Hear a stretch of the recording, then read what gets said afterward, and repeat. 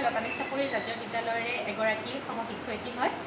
পোনপ্ৰথমে মই আজি সমগ্ৰ ভাৰতবৰ্ষত দেশবাসীক ৭৯তম স্বাধীনতা দিৱসৰ শুভেচ্ছা জ্ঞাপন কৰিছোঁ।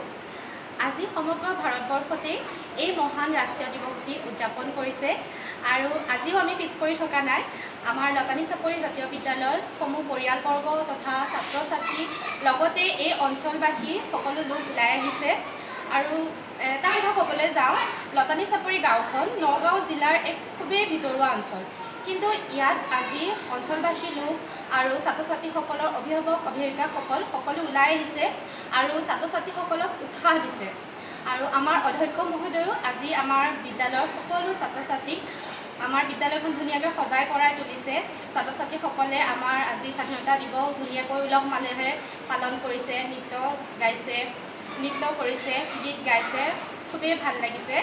আমাৰ এই ভিতৰুৱা অঞ্চলখনত আমাৰ অধ্যক্ষ মহোদয় ইয়াত এখন ব্যক্তিগত বিদ্যালয় প্ৰতিষ্ঠা কৰি এই অঞ্চলটোত শিক্ষাৰ পোহৰ বিয়পাই তুলিছে।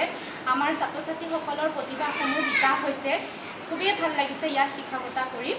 আৰু আজি এই মহান ৰাষ্ট্ৰীয় দিৱসটোত মই আমাৰ স্বাধীনতা সংগ্ৰামীসকলক সুঁৱৰিছোঁ তথা সকলো ভাৰতবাসীক পুনৰবাৰ মই স্বাধীনতা দিৱসৰ শুভেচ্ছা জ্ঞাপন কৰিলোঁ। জয় হিন্দ, জয় ভাৰত।